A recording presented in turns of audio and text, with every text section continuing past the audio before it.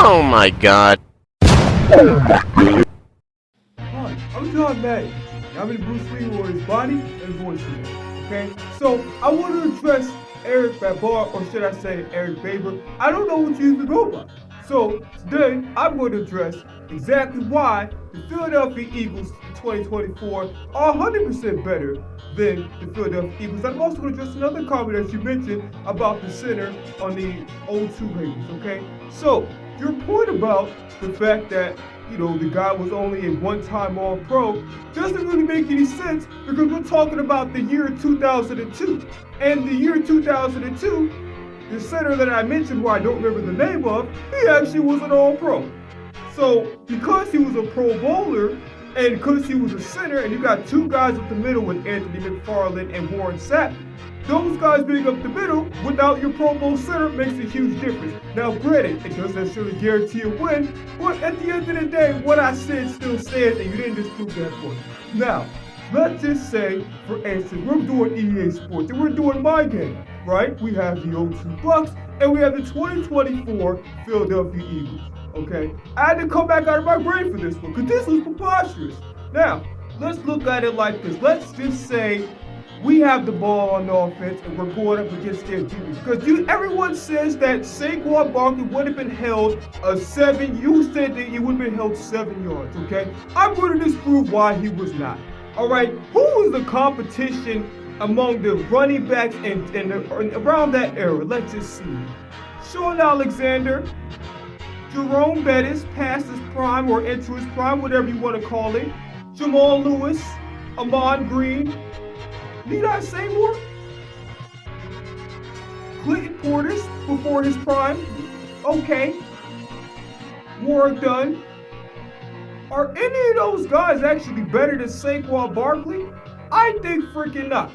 I put Saquon Barkley in the category with the Barry Sanders or Walter Payton. No disrespect to those guys. As good as those guys were, none of those guys are in a conversation with the Barry Sanders and Emmitt Smith.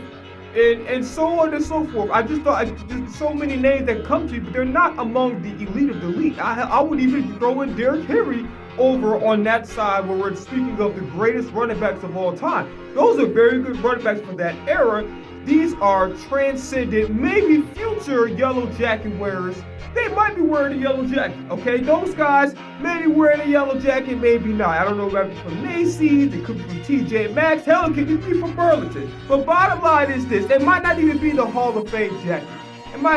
Maybe they might buy from Keon Coleman. I don't know. But anyway, moving on back to the fact, okay? Let's just say, okay, the Eagles get the ball first and the Buccaneers defense, right? So you're missing the point. This is why it's so important to watch my whole video rather than jump into conclusions so fast. Watch the whole video and really comprehend. And there's a function. If you slide the line back, you technically can rewind it. Now, you're not sliding it back for the quarterback's protection per se on the left side, but you're sliding it back that any part that you missed within my video, you can go back and watch it and comprehend everything that I was talking about in that video. I know it was kind of long, it was about 8 minutes, not really about 4 to 5 if you don't count the Keyshawn Johnson clip that I put in there. Now, Eagles get the ball first. Saquon Barkley will be held to 7 yards. I can tell you for a fact that will not happen. Number one, like I said, Saquon Barkley is a generational running back. If you don't know what, if you don't believe me, the guy did a damn backwards hurdle last year. I've never seen that in NFL history. So right off rip, Saquon Barkley is a generational back. There's not one single generational back the Buccaneers have had to face in that era. Okay, so that argument completely goes out of the window. Whoops, you missed me. Okay. Then, you're not even taking into account our offensive line versus their defensive line. Do you think I'm scared of Simeon Rice when we have the best right tackle in the history of football in Lane Johnson? I mean, you see that he literally cradles. I mean, I don't know if you know, maybe it was some adoption papers that were, been circulating around TMZ. Michael Parsons is Lane Johnson's son. So if he can keep Michael Parsons, who's like a linebacker, defensive end hybrid, what do you think he's going to be able to do to Simeon Rice? He's going to touch Jalen Hurts maybe once or twice, pause. But at the same time, he's not going to get through that many times because I believe in Lane Johnson. Let's just say you switch him to the left side. You have Jordan Mailata, who, if we're speaking of right now, is the best left tackle in football. You're either going to argue him or Penny Sewell. Well, Penny Sewell was a right tackle, my mistake. I apologize. I'm making mistakes over. I'm a little older. You got to listen. I've been in the grave too long. I had to come out for a lot of the bullshit that I was hearing from some of my adversaries. Now, you switch him to the left side, you got to deal with Jordan Mailata.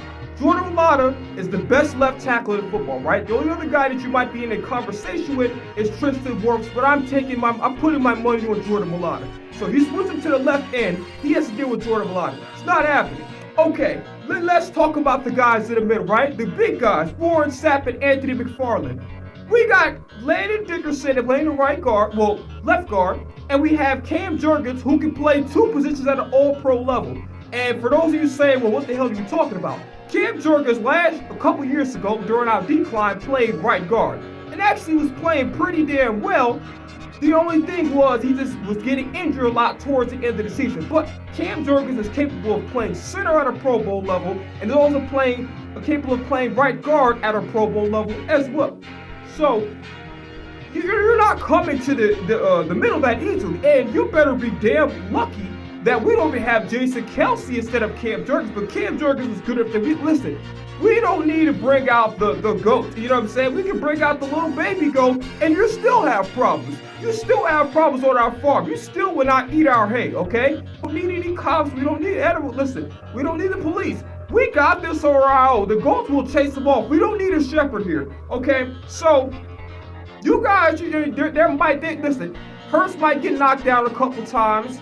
Most likely because he's going to hold on to the ball too long. This is a tendency that I see. A lot of people say, well, Jalen Hurts needs to work on throwing the football. No, the fuck he doesn't. His problem is not throwing the football. It's the fact that at times he relies too much on A.J. Brown, waiting on A.J. Brown and Devontae Smith to get open. Around this 0-2 Bucs defense, you're probably not going to have that much time to do that. So he's going to have to learn how to get rid of the ball quick, fast, in a hurry, and play on timing. He does that. I think we'll be able to keep the defensive line at bay for the most part. They're going to get their licks in. They might have about 2, 3, maybe 4 sacks, just to be nice. But if Jalen Hurts can get the ball out on time, and the play calling is doing what it's supposed to do, and we don't do inside zone over and over again, which I think that at times we have a tendency to do that, right? We use multiple parts. We use toss, we use stretch plays, we use counter plays. And if we implement different parts of the run game with Saquon Barkley, I do believe we're going to have some level of success. And also, here's another reason why you cannot shut down Saquon Barkley at just 7 yards, right? Because you have to take into account the RPO game with Jalen Hurts. You're going to be so stuck on, oh my God, we got to shut Saquon Barkley down. Well, Saquon Barkley isn't the only good player. Last time I checked, there was a Super Bowl MVP. His name is Jalen Hurts. All right, we're going to keep the main thing. Now, so Jalen Hurts, this is obviously going to come in. All you're going to have to do is make him beat you down the field. Oh, brother. But before we get to the throwing part, because you guys call him the running back, so let's just look at the running aspect of this very, very quickly, okay? So, you're so focused on Saquon, Jalen Hurts can pull it back, Jalen Hurts is strong, and Jalen Hurts has a decent amount of speed, and listen, if I'm not mistaken, he shook the hell out of J.J. Watt like he caught the Holy Ghost. But anyway, that's beside the point. Let's keep the main thing. Okay, so you're just gonna focus on Saquon Barkley. You have to you'll be most preoccupied with Jalen Hurts. Keep this in mind. You're not facing Rich Gannon, you're not facing Brett Favre. And McNabb is so speed, but I don't put him in the same category running, scrambling wise, as I would do with Jalen Hurts. And so now you think, okay, let's just stop the run. Let's just stack the box, okay? Now we're going to attack your safeties. And no disrespect to John Lynch, very, very good player, but we're going to make his slow ass, have to cover down the field. It has to be the last line of defense. And your free safety, no disrespect, I'm keeping it real. He's not competing with those guys. Once AJ Devontae get down the field, it's reps. And on top of that, you think your nickel's going to guard Jahan Dotson? And who, mind you, is going to guard? Well, you know what? Derrick Brooks is a pretty good linebacker. I think he can do fairly well against Dallas Goedert, but you failed to acknowledge we have a second tight end who, despite the fact that he's a little bit more developed in blocking, he's actually a capable wide receiver. So you're not even focusing on the whole team in totality. So you're thinking, we got Dallas Goedert locked up because you have Derrick Brooks guarding him. Okay, fine. Well, guess what? You still got AJ and Devontae. You got to worry about them. And then you got to also worry about Calcaterra. And then you have to worry about who is actually going to guard Jahan Dotson. I'll wait. I'm waiting. I have nothing but time. Right after this, I'm going right back in my grave. I have nothing but time. I'll wait. Fantastic.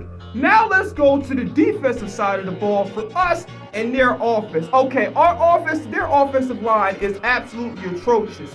So we're not even we're going to get through, right? You have to worry about Josh Sweat, you have to worry about Nolan Smith, Jalen Hunt, Moro Ojomo, Milton Williams, Jordan Davis, especially when it comes to the run stoppage, and Jalen Carter. We're going to get through to the quarterback. And not to mention, their offensive line is not very good. Not to mention, Brad Johnson is slow as fuck.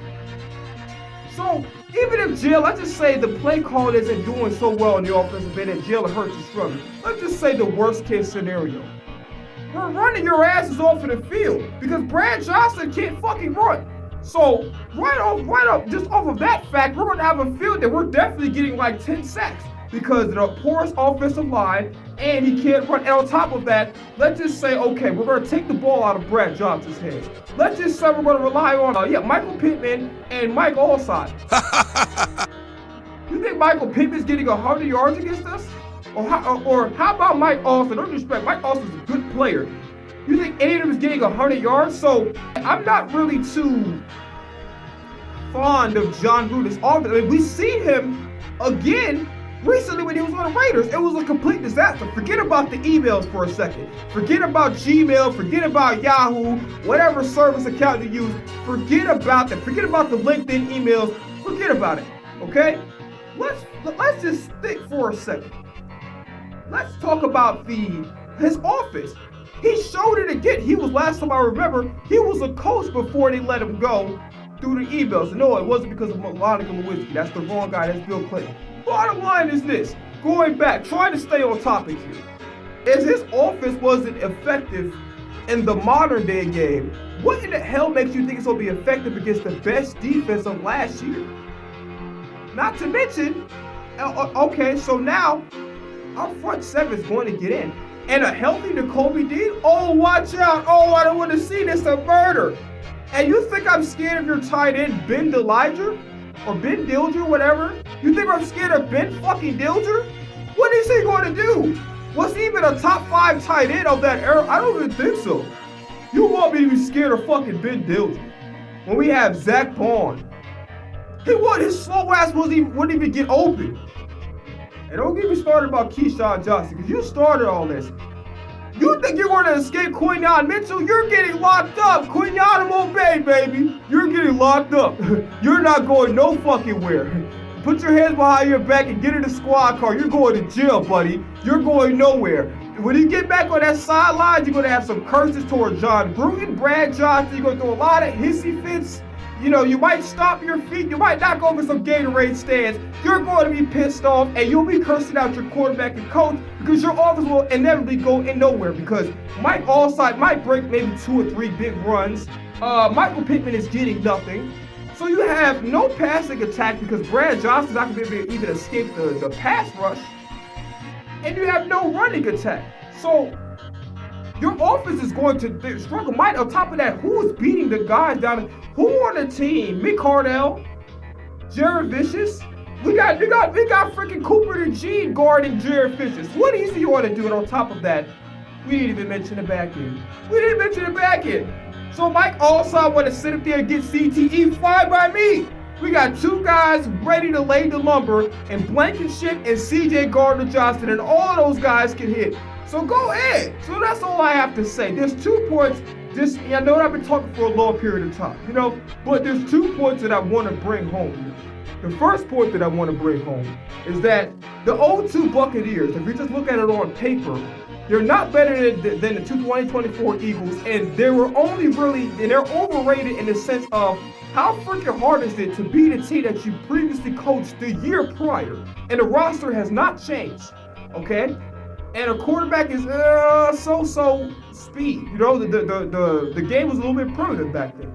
You got a more advanced game with so much to worry about. The Eagles are the best constructed roster in NFL history, right? And you're lucky that Jason Kelce wasn't a part of last year's roster because you'd really be in trouble. But you guys not even be able to handle Cam Jurgens. This is John Madden. I'm out of here. Thanks! Boom!